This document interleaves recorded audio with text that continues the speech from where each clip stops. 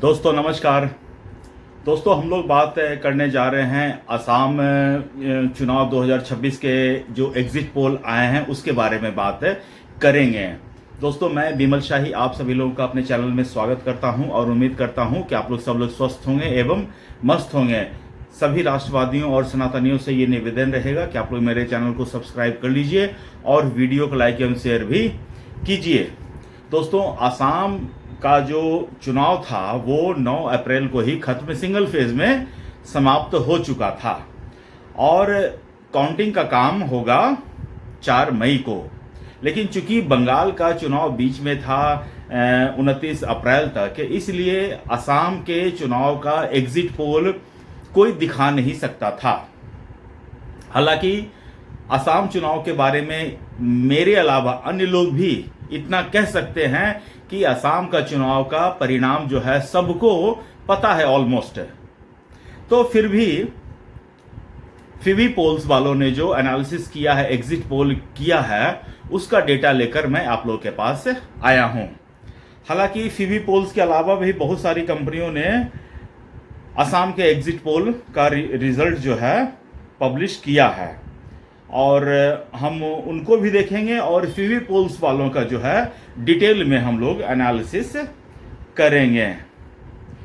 तो यहां पर देखिए दोस्तों, असम एग्जिट पोल का अलग अलग कंपनियों ने क्या एग्जिट पोल दिया है। एक्सिस माई इंडिया ने बीजेपी को 88 से लेकर 100 सीट तक प्रोजेक्शन दिया है। 88 से 100 मतलब कि 12 सीटों का रेंज दिया है मिनिमम और मैक्सिमम में। और आईएनसी को यही इसी ने 24 से 36 सीट दिए हैं और अदर्स को 0 से 3 सीट दिए हैं। पोल डायरी ने बीजेपी को 86 to 101 यहाँ पर 15 सीटों का मार्जिन है और आईएनसी को, कांग्रेस को 15 से 26, अन्य के लिए कोई स्कोप नहीं है। मेट्राइज वालों ने बीजेपी को 85 से 95 सीट दिए हैं और कांग्रेस को 25 से 32 सीट दिए हैं, अन्य को 6 से 12 सीट दिए हैं।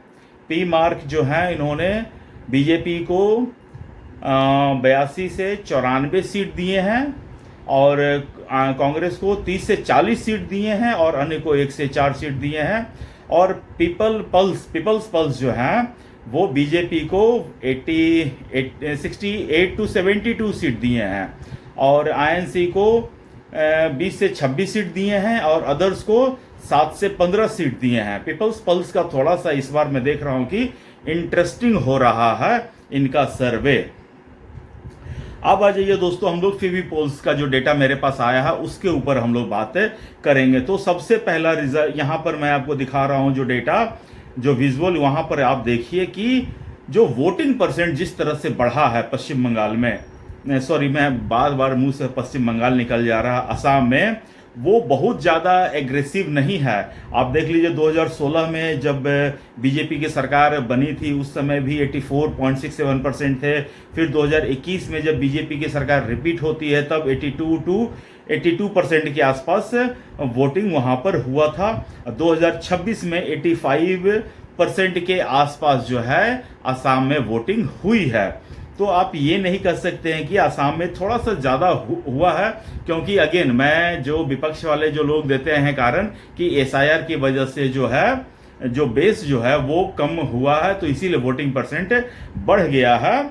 और मुझे नहीं लगता है कि ये कोई एंटी इस्टेब्लिशमेंट और एंटी गवर्नमेंट या एंटी इनकम्बेंसी का वोट है। ये वोट मिला जुला कर सिर्फ और सिर्फ हेमंत बिस्व शर्मा के लिए, उनके किए गए कामों के लिए वोट डाला गया है। तो आइए उसके बाद सीधा देखते हैं सीटों का प्रोजेक्शन।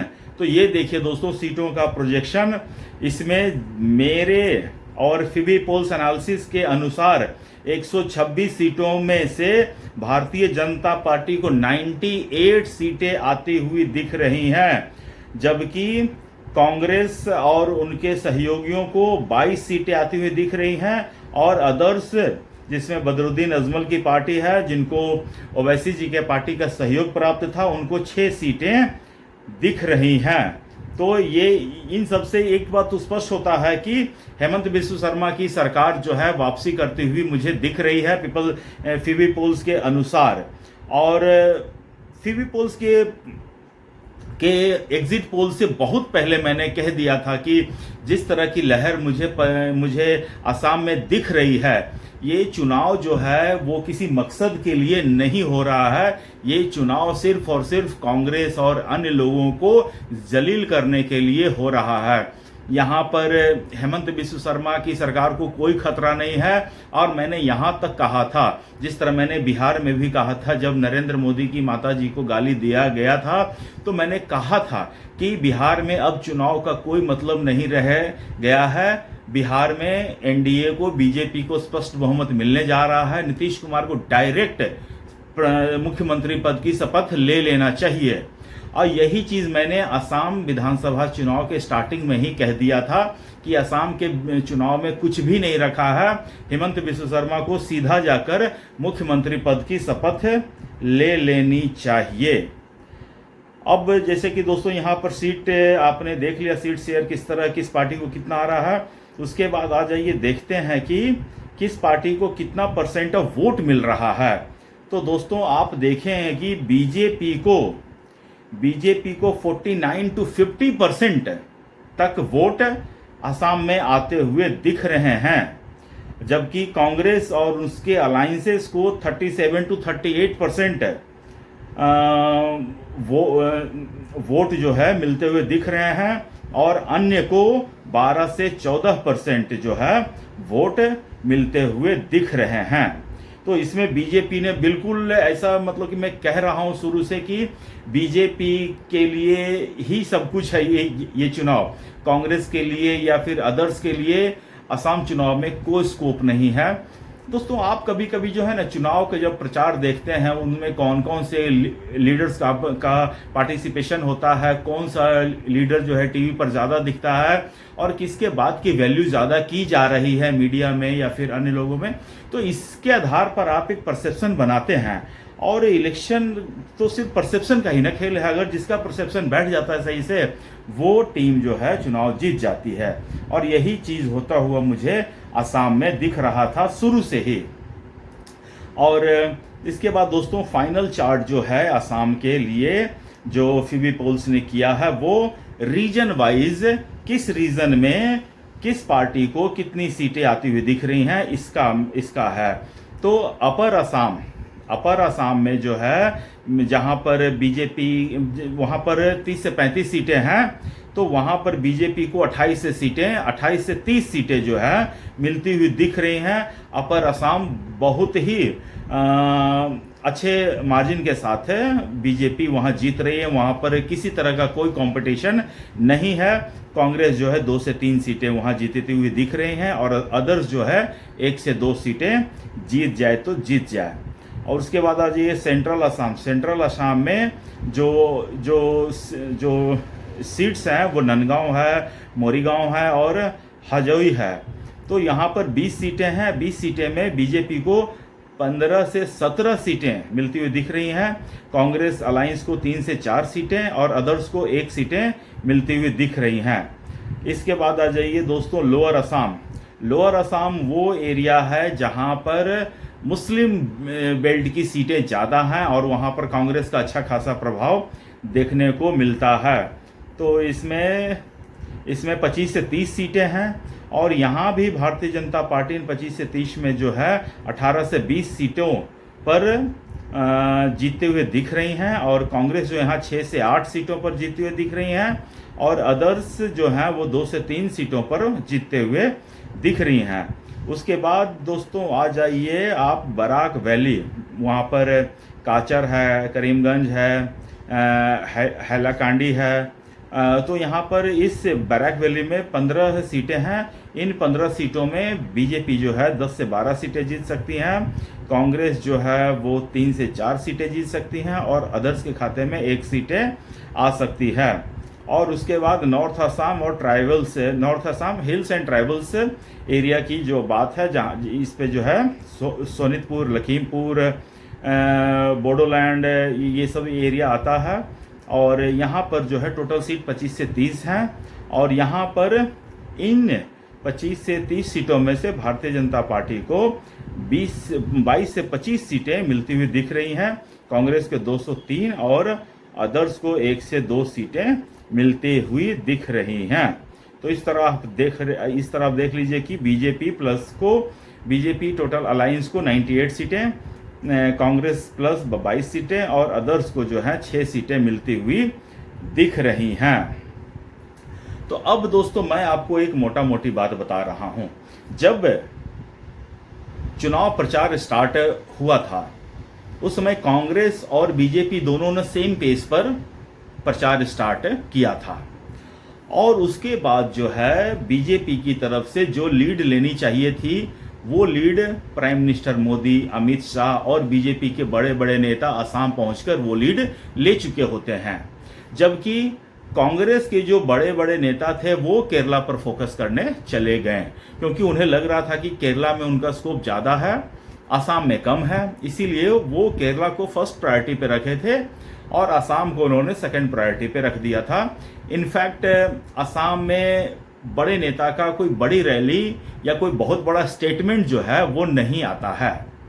उसके बाद दोस्तों आता है 5 अप्रैल का दिन। 5 अप्रैल के दिन असम में कांग्रेस के पवन खेड़ा एक प्रेस कॉन्फ्रेंस करते हैं। तो उन्होंने जो असम के मुख्यमंत्री हेमंत बिस्व शर्मा और उनकी वाइफ रिंकी भुइयां शर्मा के ऊपर जो आरोप जो लगाते हैं उनसे ऐसा लगता है कि असम में बहुत ज़्यादा उनको फायदा मिल सकता था, लेकिन उसके बाद जिस तरह से हेमंत बिस्व शर्मा का एक्शन रहा है और जिस तरह से कांग्रेस और पवन खेड़ा का एक्शन रहा है, मुझे लगता है कि ये चीज़ें जो है बिग डिफरेंस क्रिएट कर देती हैं। असम का चुनाव था 9 अप्रैल को और 7 अप्रैल तक वहाँ पर चुनाव प्रचार था और असम में ये जो पवन खेड़ा वाला कांड होता है 5 अप्रैल को होता है और उसी दिन यूएई हो या फिर इजिप्ट हो, उन लोगों के मंत्रालयों ने ये कह दिया कि ये जो पासपोर्ट है, ये जो डॉक्यूमेंट दिखा रहे हैं, ये फर्जी है। और उसके बाद पवन खेड़ा जो है गुवाहाटी छोड़कर भाग जाते हैं, अंडरग्राउंड हो जाते हैं। तो ये पूरा जो ड्रामा जो कांग्रेस ने क्रिएट किया था हेमंत बिस्व शर्मा को हार्म करने के लिए, उनको नुकसान पहुंचाने के लिए, ये तीर जो है उल्टा कांग्रेस में ही जाकर घुस गई है। कांग्रेस ने तीर लगाया था कि हेमंत बिस्व शर्मा को उसके ऊपर बिठाएंगे, लेकिन पवन खेड़ा जैसे नेता, बड़बोले नेता के कारण जो खुद ही उस तीर पर जाकर बैठ जाते हैं और भारी वेग में बैठते हैं, बहुत स्पीड में बैठते हैं, तीर बहुत अंदर तक जाता है। आज तक पवन खेड़ा फरार हैं। 5 अप्रैल के बाद से अभी तक पूरा महीना वो कहाँ गायब हैं किसी को नहीं पता है, सुप्रिया श्रीनाथ को भी नहीं पता है, पता नहीं वो घंटी कहाँ बजाती होगी। तो पवन खेड़ा की वजह से कांग्रेस को बहुत ज़्यादा नुकसान हुआ है दोस्तों। वैसे कुछ लोग सोच भी रहे थे कि हम कांग्रेस को वोट देंगे, लेकिन पवन खेड़ा ने जब आरोप लगाया तो अपने ही आरोप पर आप स्टैंड नहीं कर रहे हैं, अपने ही आरोपों पर आपको खुद बिलीव नहीं है और आप चाहते हैं कि दूसरा लोग आपके आरोपों पर बिलीव करें, ये कभी नहीं हो सकता है। आपने आरोप लगाया था तो आपको असम में ही रहना था, गिरफ्तारी होती तो होने देते, लेकिन आपने भागना उचित समझा। सोचिए आपके वोटर्स पर, आपके कैडर्स पर क्या असर पड़ता होगा जब आप भाग जाते हैं। जब सारे जिन देशों के पासपोर्ट के बारे में आप बात कर रहे थे, वो देशों के प्रवक्ता कह रहे हैं कि नहीं ये पासपोर्ट फर्जी है, और एक दिन में ही हेमंत बिस्व शर्मा ने आपके पूरे साजिश का पर्दाफाश कर दिया, आपको बेनकाब करके रख दिया। तो बताइए ऐसे इलेक्शन में आप फिर कहां से जीत पाएंगे। तो मैं मेरे जो फेविकोल्स जो सीट दे रहा 22, वो भी मैं दिल पर पत्थर रख के दे रहा हूं, क्योंकि 20 ऐसी सीटें हैं जहां पर मुस्लिम जो मतदाताओं का डायरेक्ट असर है, और मैं ये मान के चल रहा हूं कि कुछ भी हो जाए मुस्लिम जो है वो बीजेपी को वोट नहीं देगा, वो चाहे बदरुद्दीन को दे दे चाहे कांग्रेस को दे, लेकिन किसी भी कीमत पर वो बीजेपी को नहीं दे सकता है। इसीलिए मेरी मजबूरी है कि मैं 22 सीटें जो हैं कांग्रेस को दे रहा हूं और 6 सीटें जो हैं अतिरिक्त अन्य को दे रहा हूं। नहीं तो मैं कांग्रेस और इनको एक भी सीट नहीं देता। इतना आप जान लीजिए, लोगों में इतना गुस्सा है। और ये चुनाव जो है pure and pure Hemant Biswa Sharma के डेवलपमेंट मॉडल पर लड़ा गया है। हेमंत बिस्व शर्मा को और कुछ भी करने की जरूरत नहीं थी। कांग्रेस ने तो अपने ऊपर मुसीबत मोल ली है।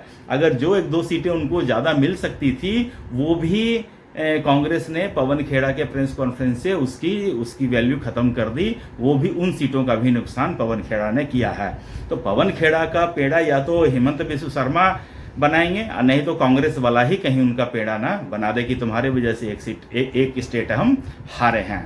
तो दोस्तों, आपको फीबी पोल्स का एनालिसिस, मेरा एनालिसिस कैसा लगा आप मुझे कमेंट करके बताइए। और अपना ख्याल रखिए, स्वस्थ रहिए, मस्त रहिए। तब तक के लिए नमस्कार, बाय।